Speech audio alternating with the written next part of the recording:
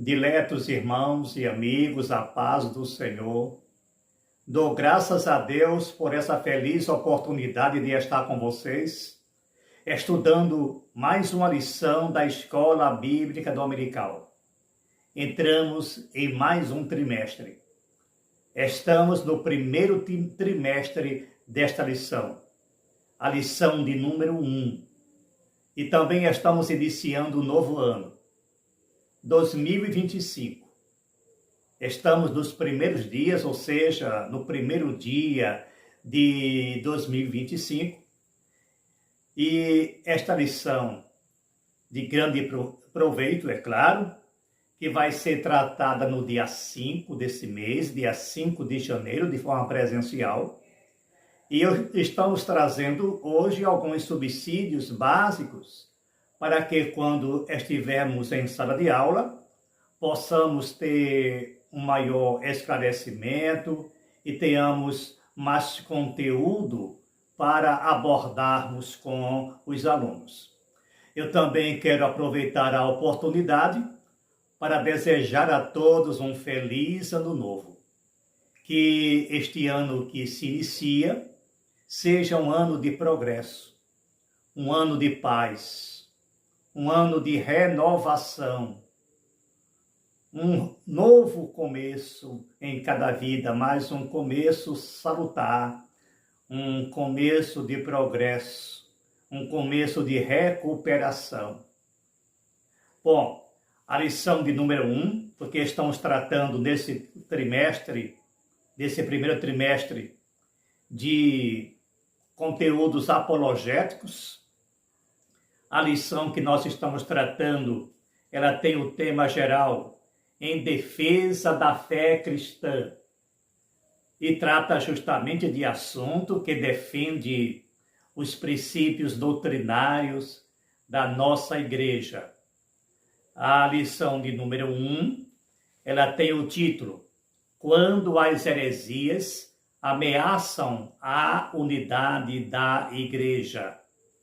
O texto áureo nos fala, amados, procurando eu escrever-vos com toda diligência acerca da comum salvação, tive por necessidade escrever-vos e exortar-vos a batalhar pela fé que uma vez foi dada aos santos.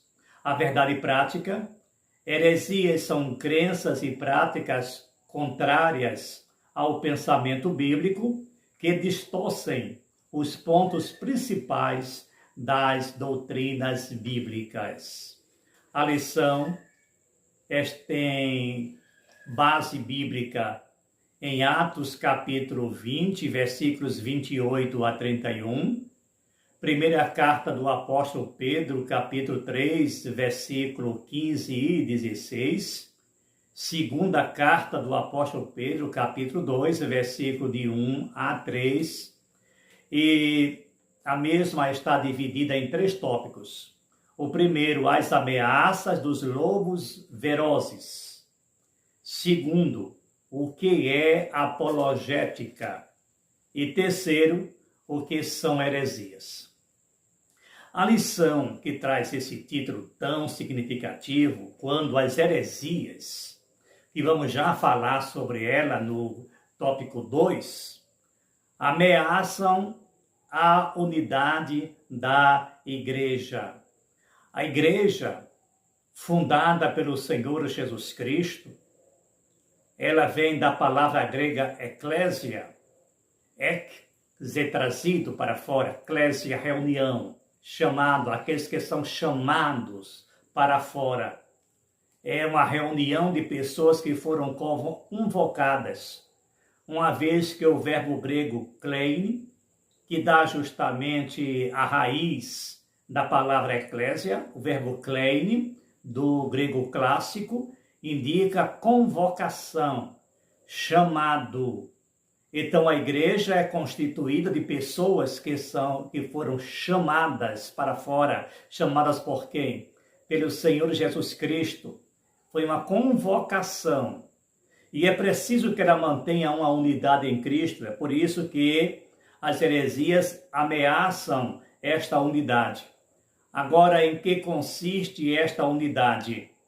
Ora, a igreja, em certo sentido, é heterogênea, porque são pessoas com pensamentos diferentes, com visões diferentes, de culturas diferentes, de diversas nacionalidades, são povos os mais diversos, várias etnias, mas formam um só povo, porque a igreja, ela não consiste apenas em uma igreja local, em um grupo que se reúne na cidade A ou na cidade B. É um grupo constituído de forma universal por todos os povos de diversas nacionalidades, origem, formação, cultura, nível econômico, homens, mulheres. Esse povo chamado formam uma unidade. Observa só, pessoas diferentes, pessoas de pensamentos diferentes, culturas diferentes, línguas diferentes, mas formam uma unidade. Como se explica isso? É muito simples. Se nós observarmos a mistura de substâncias químicas, nós vamos perceber que em uma mistura, por exemplo, se eu pego água, sal, açúcar, ao misturar, ela forma uma mistura, chamada de mistura homogênea. Mas nós só vemos uma única substância, que é a água. A mesma coisa se nós misturarmos sal, misturarmos açúcar, misturarmos farinha, forma uma solução, uma mistura. Ninguém vê os elementos que ali estão misturados, mas vê uma única substância. Ao fazermos uma massa, por exemplo, nós temos o sal, nós temos o cal, nós temos a areia, temos o cimento. Ao misturar, ela forma uma substância homogênea. Ninguém vê os demais elementos em separados, porque eles formam uma unidade. São duas ou mais substâncias que formam uma unidade. Então, se nós olharmos do ponto de vista espiritual, assim é a igreja. É uma unidade com um só pensamento, uma só doutrina, uma só fé, um só propósito, um só objetivo, mesmo constituída por diversas pessoas, diversos povos, diversas culturas, mas ela tem um único alvo. Ao olhar para a igreja, o Senhor Jesus, ele não vê nacionalidades, ele não vê cultura, ele não vê pensamentos, ele não vê rito, ele não vê liturgia, ele vê um único povo, um povo compacto, uma unidade. Então, isto é justamente o que nós chamamos da Igreja do Senhor Jesus Cristo. O que fazem as heresias? Ela vem justamente ameaçar esta unidade. Ela vem justamente quebrar esta unidade. Então, a lição, ela trata justamente desse ponto de vista. Ela procura justamente combater as heresias para que a igreja se mantenha na sua unidade, na sua integridade. O que é que une a igreja em uma unidade? É a palavra de Deus. A palavra de Deus, a Bíblia Sagrada, a nossa única regra de fé e prática é quem une a igreja. É quem mantém a igreja em uma instituição homogênea. Então, nos itens que seguem, nós podemos observar justamente o combate às heresias, porque o que é uma heresia é quando um pensamento, uma doutrina vai de encontro aos princípios bíblicos. Nada pode fugir da Bíblia. Eu volto a dizer, a nossa única base, a única regra de fé e prática, nós não temos outro recurso, outro livro, que venha nos levar a Cristo, a não ser a sua palavra, a Bíblia, é a palavra de Deus escrita. Foi o Logos que se manifestou. Então está ali o Logos materializado na palavra, ou melhor, na escrita. Então, se fugir da palavra, se fugir da Bíblia, consequentemente vai quebrar esta unidade.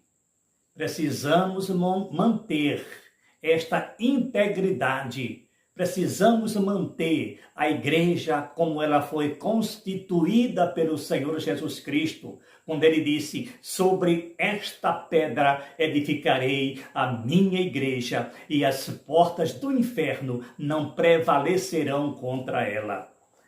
No item 1, nós encontramos as ameaças dos lobos vorazes. O que ele chama de lobo aqui? É porque justamente é uma contraposição, é o oposto das ovelhas.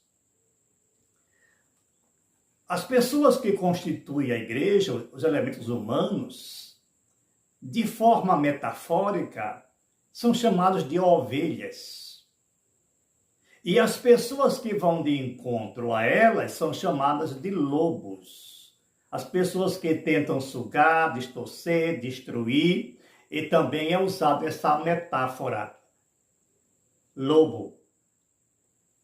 Porque justamente, do ponto de vista humano, material, literal, era assim que funcionava na época um conflito entre ovelhas e lobo. O lobo, ele via justamente devorar as ovelhas. As ovelhas, ela formava uma unidade, porque ela tinha uma só cor, ela tinha um só comportamento, ela seguia um só pastor. E os lobos eram animais predadores que iam se alimentar das ovelhas, iam matar as ovelhas. Competia ao pastor manter as ovelhas seguras. Do ponto de vista espiritual, nós usamos esta simbologia. Então, nós temos a ovelha, que é a igreja do Senhor Jesus Cristo, e temos os falsos pastores, os hereges, as pessoas que não seguem a Bíblia, embora digam que é igreja. Esses são os mercenários, esses são os falsos doutores, são os falsos mestres, que eles vão justamente introduzir dentro da igreja heresias que vão quebrar justamente a unidade da mesma. Então nós temos aqui os cuidados pastorais. E a base está justamente em Atos capítulo 20, versículo 28, quando diz: os anciãos, mencionados no versículo 17, são chamados de bispos nesta passagem. E ao dizer que eles foram constituídos pelo Espírito Santo para apacentar a igreja de Deus, para que apacentar? Para que eles venham manter a unidade dessa igreja, para combater ou impedir a infiltração de lobos. Já entendemos o que é lobos. Então, os pastores que foram chamados, que foram constituídos por Deus, eles têm a função de impedir que esses pastores, entre aspas, chamados de lobos, venham quebrar esta unidade. Então, foi chamados para apacentar. Essas pessoas são chamados de anciãos, porque a palavra no grego está presbítero. São também chamados de bispos, chamados de pastores, e assim por diante. Eu quero afirmar que isso aqui são sinônimos, porque com a mesma pessoa, no mesmo contexto, eles são chamados de anciãos, eles são chamados de bispos, eles são chamados de pastores, a mesma coisa, são sinônimos. Agora, o ser humano ele tentou modificar, alterar, e outros chamam só de ancião. Isso não vem ao caso, isso é tão secundário, gente, que não devia nem ser mencionado, mas é porque tem igreja que acha que é uma escala, pastor é pastor, bispo é uma coisa, ancião é outro, mas não é assim que está na Bíblia. Bom, a função primordial do pastor é alimentar, guiar e proteger o rebanho de Jesus Cristo. Essa metáfora, ao tratar o relacionamento entre pastor e rebanho na igreja, a exortação apostólica aos líderes da igreja visa proteger os irmãos e as irmãs das heresias e guiar todos na verdade do Evangelho. Esse cuidado aparece nos ensinos de Jesus Cristo. Nós podemos encontrar em Mateus 7, versículos 15, 16 até o 20. E o apóstolo usa a expressão depois da minha partida. Essa expressão é uma palavra profética, pois o apóstolo não está apenas se referindo à sua morte, mas também ao avanço dos hereges no seio da igreja, depois do período apostólico, no futuro. Porque depois que passou esse período apostólico, quando os apóstolos partiram para a glória, então houve introdução de várias doutrinas dentro da igreja, doutrinas falsas, várias heresias, vários pensamentos contrários, várias filosofias humanas. Agora é bom lembrar que essas heresias, elas sempre existiram. As mesmas existem ainda hoje, com um novo formato, com uma nova roupagem, com uma nova estratégia, mas a heresia é a mesma. A essência é a mesma, nunca mudou. Então, o apóstolo tinha essa preocupação de que no futuro seria introduzido, que realmente aconteceu, foi uma profecia, está acontecendo. Hoje nós temos igreja totalmente fora do contexto bíblico.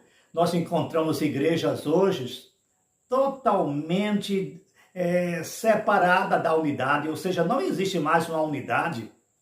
São igrejas fragmentadas em tantas coisas, menos igreja. Nós podemos observar pela mensagem, não é só pelo rito, porque o rito pode até mudar, mas nunca muda a essência. O importante é a essência da doutrina. Nós não temos que olhar o rito, a liturgia, temos que olhar a doutrina que a igreja está pregando. E existem as mais diversas doutrinas, até coisas absurdas, que fogem completamente os princípios bíblicos. São igrejas que nem parecem mais evangélicas, porque aconteceram tantas inovações, tantas mudanças. Tem muitas que não falam nem mais em Bíblia. Tem muitas que nem falam mais em arrependimento. Muitas nem falam mais em perdão de pecado. Muitas nem falam mais em arrebatamento.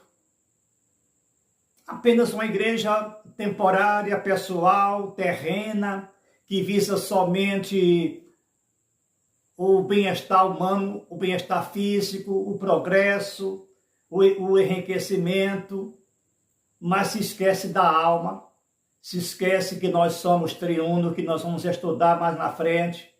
O homem é formado por corpo, alma e espírito, e é preciso que os três itens sejam cuidados. O subitem 3 nos mostra a origem dos falsos mestres. Dois pontos surpreendentes nessa parte do discurso nos chamam a atenção. Primeiro, os lobos velozes surgem de dentro da própria igreja. Como ele usa a expressão, dentre vós mesmos. É só ler o texto básico da lição. E segundo, se levantarão homens que falarão coisas perversas para atraírem os discípulos após si. É justamente isso que nós estamos observando hoje. São homens que tentam buscar pessoas para si próprio. São pessoas que estão tentando se autodivinizar. São pessoas que procuram enriquecer às custas do sofrimento, da miséria, da pobreza das ovelhas. Porque a igreja, ela é chamada não é para tirar, é para entregar. E esses estão fazendo justamente o contrário. A igreja, a falsa igreja está tirando dos pobres para enriquecer pastores. Mas a igreja verdadeira, ela tira de si mesma, tira da igreja para dar assistência aos pobres.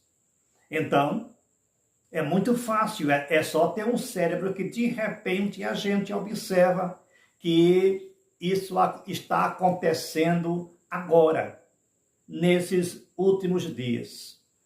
O subitem 2 da lição, que fala o que é apologética, a definição apologética cristã é a defesa lógica e racional da fé cristã e das suas práticas doutrinárias. O termo vem do substantivo grego apologia. Resposta ao termo grego traduzido por responder, preparados para responder com mansidão. Ou seja, é defesa, ou seja, se defender e responder com mansidão àqueles que vão de encontro aos ensinamentos bíblicos. Então, apologética não é discussão sem base, sem fundamento, não é disputa, mas é um ensino, é uma defesa. Porque o que nós encontramos hoje são igrejas brigando entre si e dizendo você está certo, você está errado, eu estou certo, e cada um apresenta os seus argumentos, mas que nenhum chega a uma conclusão. O que está precisando é justamente de humildade e mansidão de ambas as partes, para mostrar as verdades bíblicas para aqueles que estão se desviando da doutrina. Então, isso nós podemos também chamar de defesa da fé ou de apologética. E no subitem 2 do item 2, nós encontramos a defesa, o que defesa Pedro se refere, a que defesa Pedro se refere? A quem argumente que essa defesa seja uma resposta a uma acusação, visto que essa mesma palavra, apologia, aparece nesse sentido no Novo Testamento como defesa de uma acusação tanto formal como informal. Nós podemos confirmar isso observando em 1 Coríntios, capítulo 9, versículo 3, e também em 2 Coríntios, capítulo 7, versículo 11, e Filipenses 1, versículos 7 ao 16, vocês podem, nas suas Bíblias, conferir cuidadosamente para que tenha uma confirmação. Então, mas não aparece ser esse o caso, porque a defesa, a resposta ou a explicação nessa passagem é sobre a razão da fé cristã. Isso diz respeito à doutrina cristã, ainda que Pedro esteja se referindo à resposta a uma acusação formal no ambiente hostil, não deixa de ser uma oportunidade para a defesa da fé cristã, como aconteceu com o apóstolo Paulo diante de Festo. É só ler o livro de Atos, capítulo 26, que nós iremos observar esse acontecimento. Subitem 3 diz, por que devemos combater as heresias? Para a defesa própria, em 1 Timóteo, capítulo 4, versículo 16, os cristãos devem estar informados daquilo que vários grupos ensinam e saber a forma de refutá-lo biblicamente. Porque existe um grande problema ultimamente. A igreja precisa ter conhecimento das doutrinas bíblicas e também conhecer o que eles ensinam para nós sabermos refutar. Porque não vai adiantar, eu sou crente, eu sigo as doutrinas bíblicas, mas você precisa conhecer o Jesus que você serve. Você precisa conhecer a igreja que você serve. Precisa conhecer a Bíblia. Porque se não conhecer, fica fácil ser enganado por falsas doutrinas. E também é preciso conhecer as deles. Temos que estudar também as heresias deles para poder refutar. Eu não posso ir de encontro a uma coisa que eu não conheço. Então, não é um debate, não é uma contenda, mas é um ensinamento. É nós pegarmos a Bíblia como ela é e mostrar para as pessoas que estão desviando, destruindo os princípios morais, éticos da Bíblia, e mostrar para ele a verdadeira mensagem dos céus. É um ensinamento. Agora, para eu ensiná-los, eu tenho que conhecê-los. E para ensinar também, eu tenho que conhecer a doutrina que eu sirvo. O subitem 3 diz o que são heresias.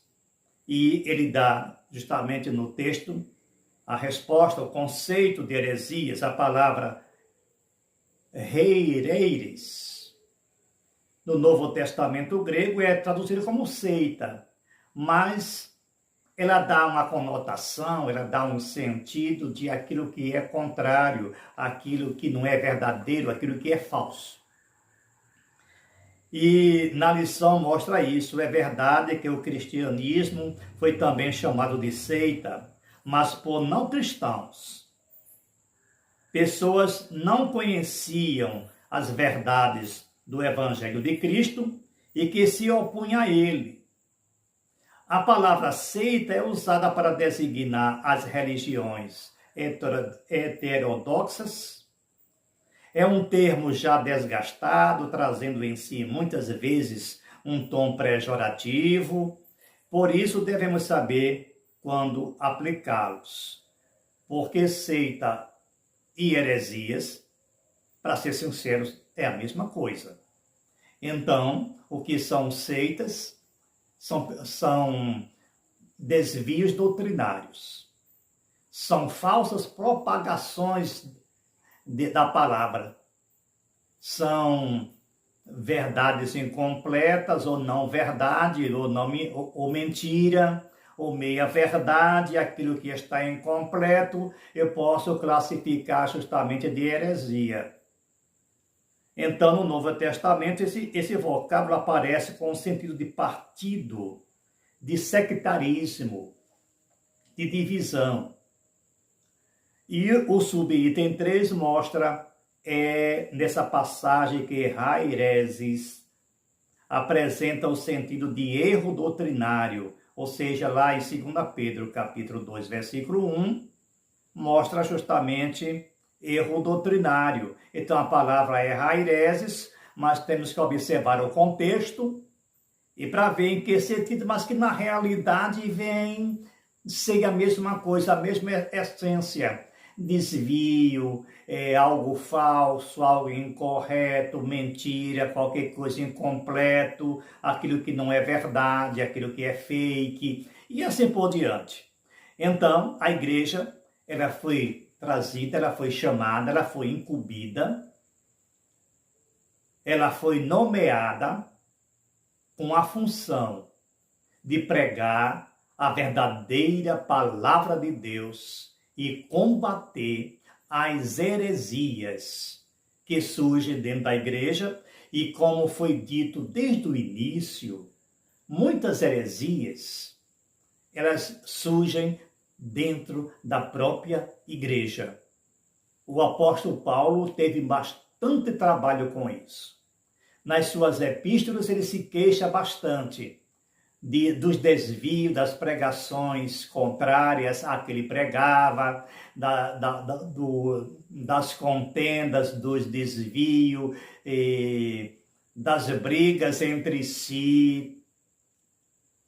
Acontecia isso na igreja primitiva, porque eram homens. E hoje está acontecendo muito mais. E a gente nem percebe, ou muitas pessoas nem percebem, o que está ocorrendo dentro da própria igreja. Uma disputa territorial, é disputa doutrinária, é disputa pelo poder, é pregação de coisas que não estão na Bíblia, são ritos que vão justamente contrários à palavra de Deus. A igreja precisa, o povo de Deus precisa estar atento para combater, para que a igreja do Senhor Jesus Cristo seja uma. Que o Senhor Jesus Cristo, ao olhar a igreja, possa ver justamente uma unidade. Que o Senhor vos abençoe. E que essa palavra tão rica, tão grandiosa, que essa lição tão excelente, possa servir de norte para o nosso caminhar. Deus vos abençoe e até a próxima lição, a lição de número 2.